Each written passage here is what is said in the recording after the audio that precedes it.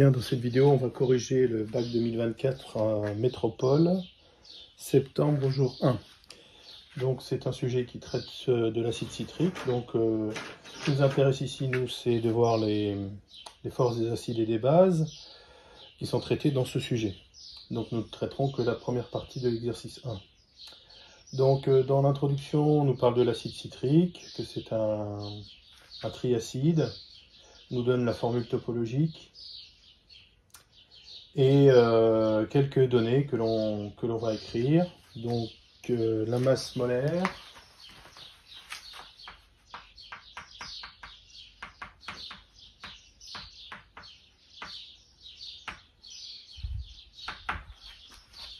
et puis le fait que ce soit un triacide, donc les 3 pK, 3,1, 4,8 et 6,4.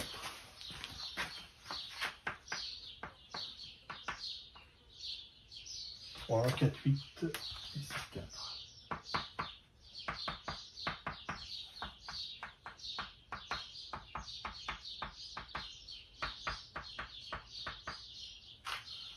Donc là, c'est relatif au couple AH3, AH2-, AH2-, AH2-, AH2- et A3-. Donc c'est la façon dont on note les acides. AH, quand c'est un triacide, ça veut dire qu'il y a 3 atomes d'hydrogène qui vont être susceptibles d'être libérés sous forme de protons H+, donc on note ça AH3 ou H3A, comme c'est proposé dans le texte, peu importe. On nous donne des informations donc sur de la spectro-infrarouge et un diagramme de distribution. Alors on y va, question 1, nommer les groupes caractéristiques 1 et 2 encadrés dans la formule topologique. Donc formule topologique que vous aurez donc sur le sujet. Donc le groupe 1,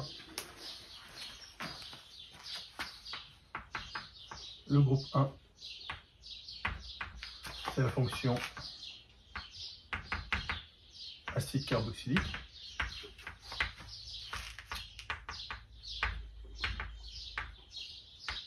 R, CO, OH. Le groupe 2, c'est la fonction alcool.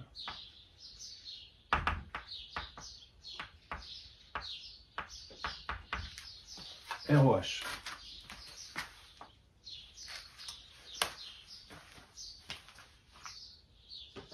Alors on nous demande en complément, préciser celui qui est responsable des propriétés acides de la molécule dans l'eau. Alors déjà il y a plusieurs façons de répondre. C'est que dans un premier temps, on peut tout simplement s'appuyer sur le fait que c'est écrit dans le texte, acide carboxylique, c'est lui qui présente la fonction acide. Maintenant, rien n'empêche d'avoir aussi une fonction acide au niveau de l'alcool. En fait, ce qui va nous guider, c'est ça. On nous dit que c'est un triacide, et on remarque dans la formule topologique qu'il y a 3 fonctions acide carboxylique, alors qu'il n'y a pas 3 fonctions alcool. Donc là, on pourrait dire aussi, encore une fois, en étant un petit peu plus alambiqué, qu'il pourrait y avoir 2 fonctions acide carboxylique et une fonction acide provenant d'alcool, mais ce n'est pas le cas. Donc là, on va rester simple. Les fonctions acides, il y en a 3. Il y a 3 groupes carboxyliques, donc l'acide carboxylique, c'est lui qui est responsable de la partie acide de la molécule. Donc d'une part, c'est écrit dans le nom, et d'autre part, c'est un triacide et il y a 3 fonctions acide carboxylique. Donc voilà comment on peut répondre. C'est la fonction acide carboxylique qui est responsable de la propriété acide de la molécule. Deuxième question, justifier que le spectre infrarouge de la figure 1 est compatible avec la structure chimique de l'acide citrique. Alors, dans le spectre infrarouge, vous savez qu'on étudie toujours les nombres d'ondes supérieurs à 1500 cm-1. Quand on est sur des valeurs inférieures, c'est des valeurs sur lesquelles on ne peut pas s'appuyer. Elles sont reproductibles, c'est-à-dire que c'est la carte d'identité de la molécule, mais difficilement exploitable. alors que quand on étudie des nombres d'onde supérieurs à 1500 cm-1, on retrouve des fréquences de vibration, donc des nombres d'ondes, qui vont être caractéristiques de liaisons interatomiques type CO ou OH. Donc ici, c'est ce qui nous intéresse. On remarque qu'on a une bande à 1700 qui est un pic fort et fin, et c'est caractéristique. Donc, on a un pic qui est fort et fin, et ça, c'est caractéristique de la liaison double CO. Donc là, on met en évidence la fonction carbonyle, et ici carboxyle plus exactement, puisque c'est un acide carboxylique. Ensuite, on a une bande forte et large à 3300 environ, cm-1. On voit ici sigma 1, sigma 2.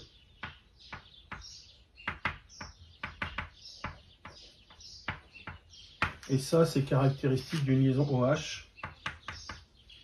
Alors, ici, on a la liaison OH dans la fonction acide carboxylique et dans la fonction alcool. Donc, dans le tableau, on nous donne deux valeurs différentes. Après, soit on considère que ces deux pics sont distincts l'un de l'autre sur le spectre, mais c'est pas évident. Soit on peut considérer que ces deux spectres sont confondus et qu'ils nous expriment bien la relation de vibration entre l'atome d'oxygène et l'atome d'hydrogène. Donc dans tous les cas de figure, ici, on a mis en évidence la fonction carboxyle de l'acide carboxylique et la liaison OH de l'alcool et de la fonction acide carboxylique.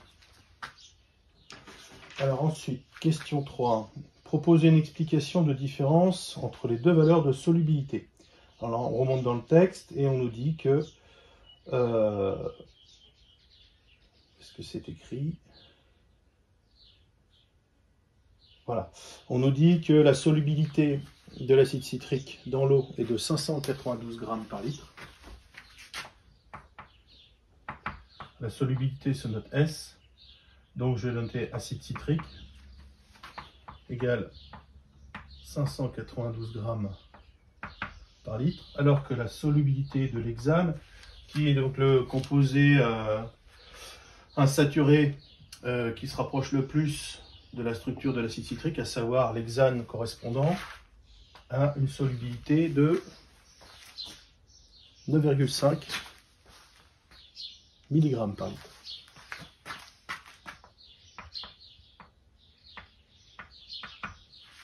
Donc là, on est en grammes par litre, on est sur de la centaine, l'ordre de grandeur, et là, on est en milligrammes par litre, et on est allé sur la dizaine. Donc c'est énorme la différence, elle est colossale. Alors comment est-ce qu'on l'explique? Alors moi, je vais vous l'expliquer oralement, je ne vais pas la rédiger, la réponse. C'est que tout simplement, quand on regarde la structure de l'acide carboxylique, on voit que entre l'eau, qui est le solvant, et l'acide carboxylique, qui est le soluté, plus la solubilité sera élevée, plus ce sera dû à des interactions entre le soluté et le solvant, c'est-à-dire la création de liaisons. Alors là, on peut voir que l'eau est un solvant polaire et que l'hexane est apolaire. Donc les interactions vont être du type molécule polaire, c'est-à-dire dipôle permanent,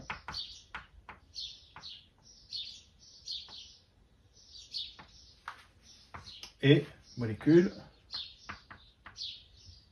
apolaire. Et ça, c'est ce qu'on a vu en première spécialité. Ça, les liaisons qui vont avoir lieu vont être des liaisons de type Van der Waals. Donc, j'ai envie de dire, les liaisons de Van der Waals, c'est le minimum que l'on puisse avoir entre deux entités chimiques pour qu'elles se lient l'une à l'autre. Donc là, on va avoir une cohésion qui va être apportée par les liaisons de Van der Waals, alors qu'ici, on va être sur, donc ça c'était pour le solvant, ça c'est pour le soluté. Alors si on fait la même chose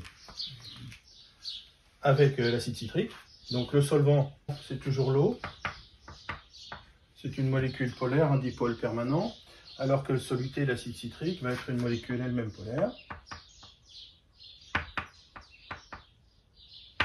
Donc il va être un dipôle permanent. Donc les interactions vont être de type Van der Waals. Comme ici, elles ne seront pas de même nature, hein, on ne va pas rentrer dans le détail. Mais la grosse différence par rapport à la première situation, c'est que là, on va pouvoir créer des liaisons hydrogènes. Donc si je dessine une partie de l'acide citrique et une molécule d'eau. Donc des liaisons hydrogènes vont pouvoir se créer entre un atome d'hydrogène lié à un atome très électronégatif, c'est le cas, et un atome très électronégatif possédant un doublet non liant. Donc on va pouvoir créer des liaisons hydrogènes de cette manière. Mais aussi on va pouvoir créer une liaison hydrogène entre cet atome d'hydrogène qui est lié à un atome très électronégatif et l'atome d'oxygène de l'eau qui est très électronégatif et qui porte lui aussi un doublet non liant. Donc là je voulais dessiner qu'avec une fonction acide carboxylique, mais n'oubliez pas que l'acide citrique en possède 3. Donc le nombre de liaisons hydrogènes que va pouvoir créer l'acide citrique avec les molécules d'eau qui l'entourent est très important, ce qui va expliquer sa solubilité beaucoup plus importante que celle du cyclohexane. Donc au passage, on peut voir que l'apport des liaisons hydrogènes apporte une cohésion structurelle très importante lors de la dissolution d'un composé dans un solvant. Donc voilà, on a répondu à la question 3. La différence de solubilité s'explique par les liaisons hydrogènes entre le soluté acide citrique et le solvant H2O. Alors question 4, attribuer à chaque courbe numérotée dans le diagramme de distribution de l'acide citrique l'espèce chimique correspondante justifiée. Alors là on reprend le diagramme de distribution, on voit qu'on a des courbes 1, 2, 3 qui sont numérotées. Alors là comment on va s'en sortir? On va utiliser les propriétés du diagramme de distribution, à savoir que lorsque la concentration de la forme acide d'un couple est égale à la concentration de la forme basique du couple, à ce moment-là, le pH est égal au pK. Donc ça vient de la formule de Anderson. pH égale pK plus log de la concentration en base sur la concentration en acide. Ou on va le redémontrer rapidement pour la justification. pH égale pK plus log de la concentration en base divisé par la concentration en acide conjugué. Donc lorsque ces deux concentrations sont identiques, à ce moment-là, le pH est égal au pK du couple plus log de 1. Et log de 1, ça fait 0.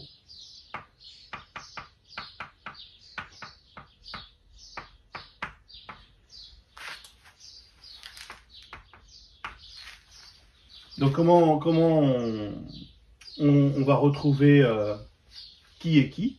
On va regarder les valeurs des pKa, on va les repositionner sur le diagramme de distribution et on va savoir à quel couple on a affaire, et donc on va pouvoir redistribuer les noms des courbes sur chacune des courbes. Alors si je me mets à pH égale 3,1, alors pH 3,1, j'ai pas de pH égale pK, donc ça veut dire que le premier couple n'est pas retranscrit sur le graphique au travers de deux courbes. On n'en a qu'une des deux, manifestement, puisqu'à pH égale pK, on n'a pas deux courbes qui se croisent. Donc on va aller à pKa2, c'est-à-dire à 4,8. Et à 4,8, effectivement, j'ai deux courbes qui se croisent à hauteur de 50%. Donc ça prouve bien que ces deux courbes représentent deux espèces chimiques distinctes, et qu'il y en a une qui est la forme acide du couple, et l'autre la forme basique. Alors, il suffit de se décaler vers les pH les plus faibles pour avoir la forme acide. Et la forme acide de ce couple, c'est la première courbe, la courbe numéro 1. Je suis donc en train d'identifier que la courbe 1, représente AH2-, et la courbe 2 représente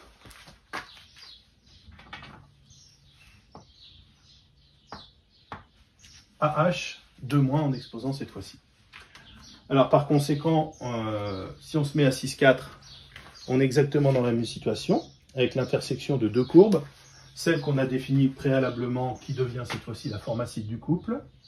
Donc ça, c'est toujours la courbe 2.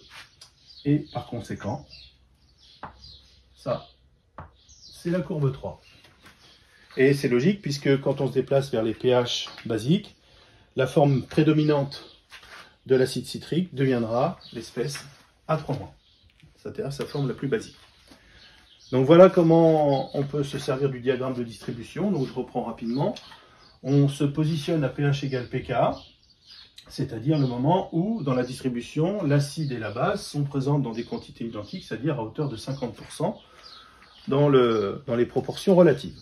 Une fois qu'on a défini ça, on regarde de quel couple il s'agit. Donc à 3,1, nous n'avions pas l'intersection de deux courbes, donc on ne pouvait pas identifier les espèces chimiques. Par contre, à pH égale 4,8, on avait bien un diagramme de distribution qui nous représentait une répartition égale de la forme acide et de la forme basique. On est à 50%. Et on peut identifier donc à 4,8 de quelles espèces chimiques il s'agit. La forme acide AH2-, la forme basique AH2-. On procède de la même façon à 6,4 et on identifie la dernière espèce chimique, c'est-à-dire A3-. Alors, question suivante. On dispose au laboratoire d'une solution aqueuse de concentration 2,6-10-2. Donc là, on rajoute ça dans les données. La concentration vaut 2,6 10-2 mol par litre. Donc c'est toujours de l'acide citrique. Son pH vaut 2,3. Donc on rajoute ça dans les données. pH égale 2,3. Alors moi, je n'ai pas encore lu la question là, mais je sais que j'ai un diagramme de distribution et je sais tout de suite, du moins j'ai une idée de la forme de l'acide citrique qui va être présent majoritairement à ce pH. Pourquoi? Parce que je sais que quand je suis à pKa, pH égale pKa-1, la forme acide est majoritaire devant la forme basique. Donc là, de 3,1 - 1, ça fait 2,1. Ça veut dire qu'on est à la limite de dire que l'espèce acide AH3 va être ultra majoritaire devant toutes les autres. Alors, on sera encore sur une forme prédominante de AH2- puisqu'on n'est pas à -1, c'est-à-dire qu'on n'aura pas une concentration de la forme acide qui sera supérieure ou égale à 10 fois celle de la base conjuguée, mais on n'en sera pas loin. Donc déjà, avant de lire les questions, on essaie de comprendre ce qu'on peut nous demander, dans quelle situation on se trouve. Là, on se trouve dans une situation où la forme majoritaire, ça va être AH3. Maintenant, on peut aborder les questions un petit peu plus sereinement. Estimer à l'aide du diagramme de distribution les proportions en pourcentage de chaque espèce AH3, AH2-. Donc vous voyez, c'est un peu ce qu'on va faire maintenant. Et quand on lit le diagramme, Q5, on va se positionner au pH égal à 2,3, donc en abscisse, et en ordonnée, la courbe numéro 1 qui nous dit que l'on parle de l'espèce AH2- est présente à hauteur de 15%. Ce qui sous-entend que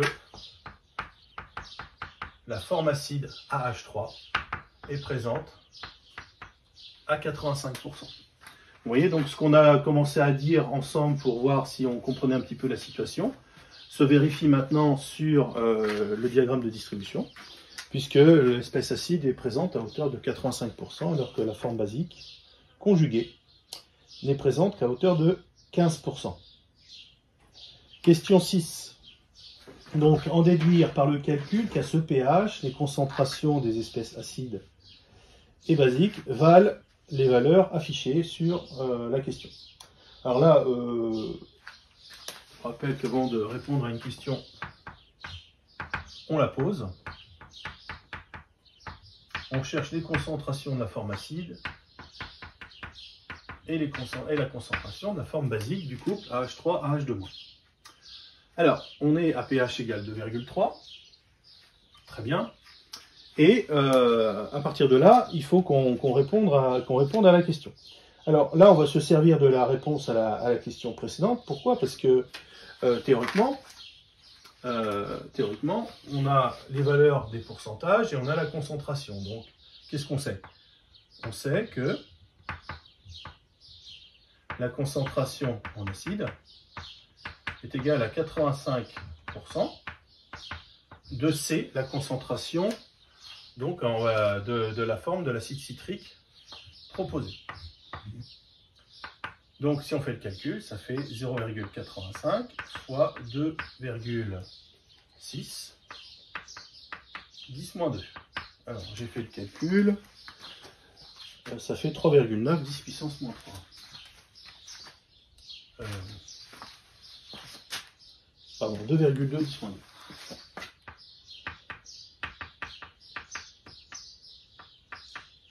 Mol par litre. Pour la forme basique, on fait la même chose, sauf que cette fois-ci, c'est 15%.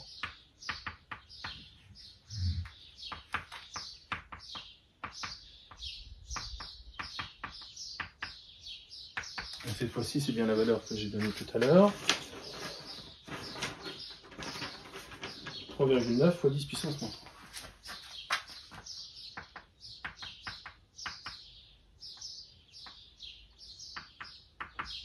Mol par litre.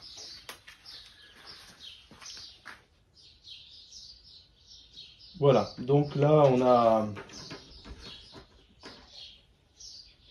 on a répondu à la question. Alors encore une petite astuce, quand il y a écrit dans une question en déduire, ça veut dire qu'il faut se servir des réponses précédentes pour nous aider à répondre à la question posée.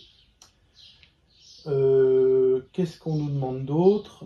Question 7. Donnez l'expression de la constante d'acidité du couple AH3, AH2-, K1 en fonction des concentrations et de la concentration en OH3+. Alors, ici, on va effacer cette partie-là.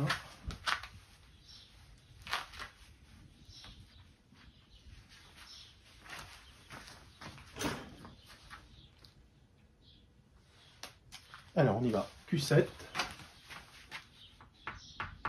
Exprimer la constante d'acidité K1 en fonction de la concentration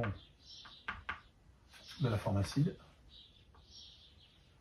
la concentration de la forme basique, la concentration en ion H3O+, et la concentration de référence C0.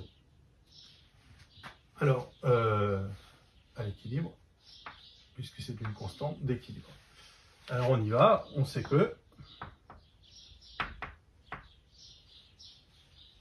K1, l'expression, donc là c'est l'expression d'une constante d'équilibre thermodynamique, donc activité des produits divisée par activité des réactifs, le tout à la puissance du coefficient stoichiométrique. Donc là on est en acide base, tout vaut 1, donc ça va aller plus vite.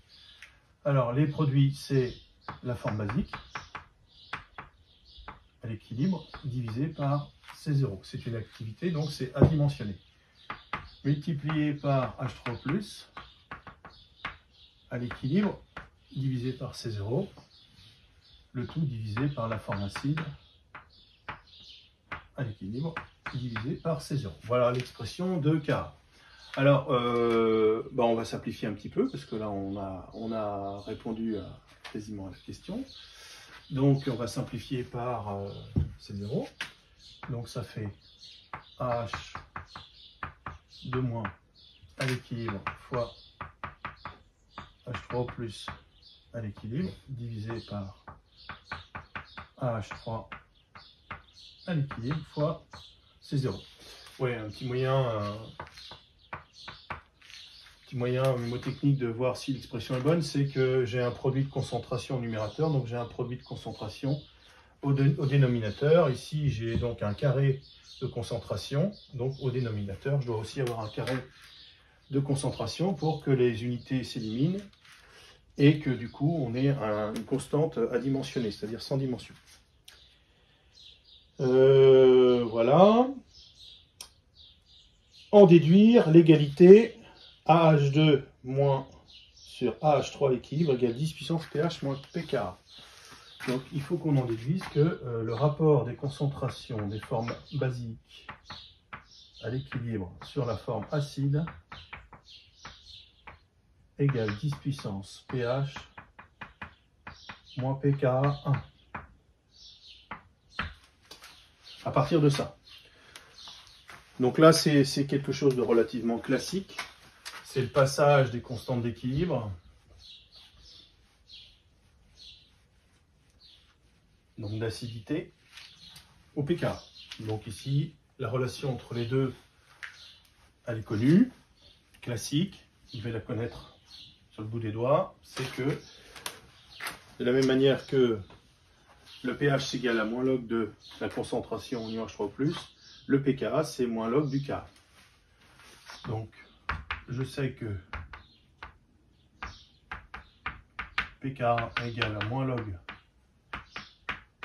de K1. Donc, qu'est-ce qu'on va faire? On va appliquer cette opération mathématique de moins log à l'expression du Ka qu'on vient de trouver.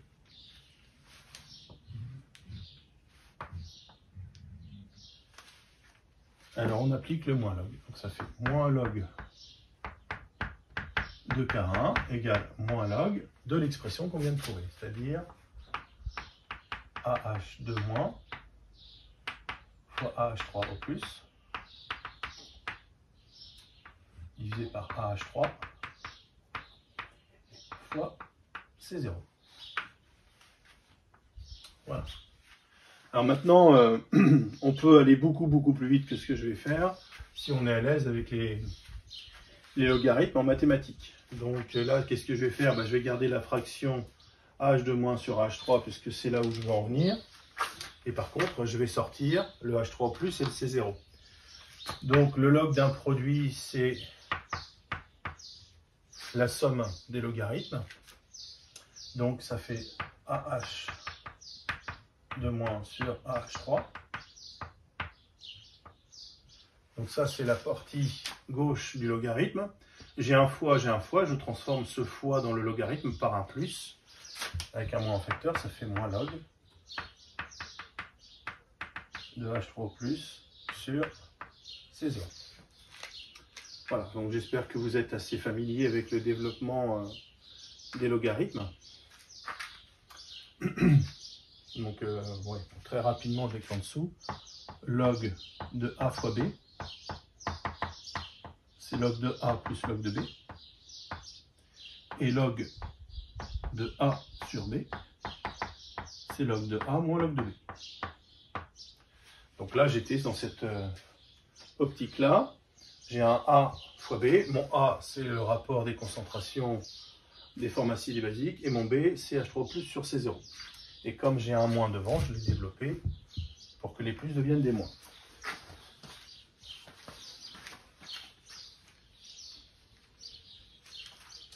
Voilà, on a quasiment fini. Parce que ça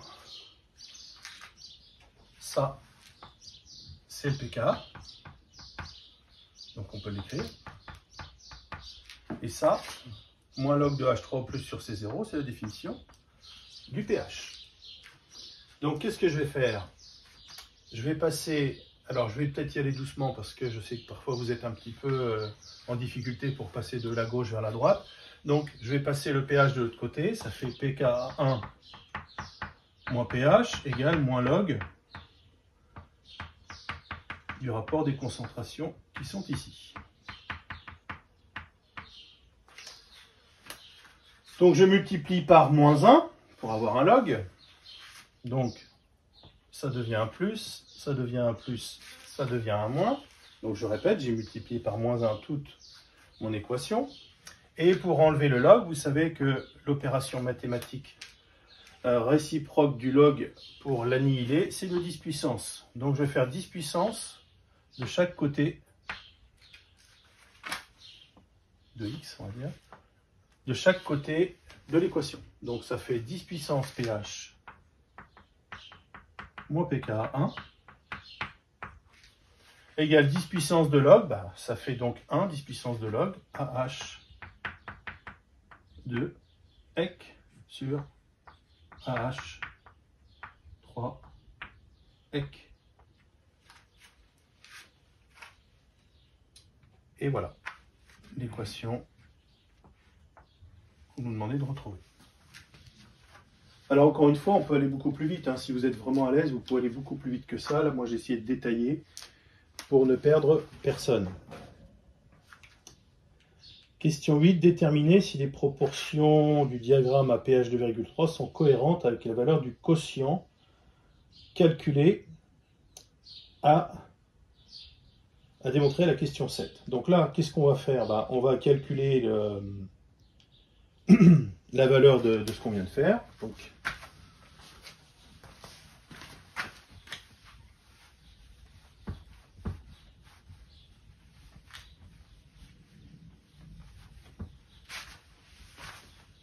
question 8. Application numérique.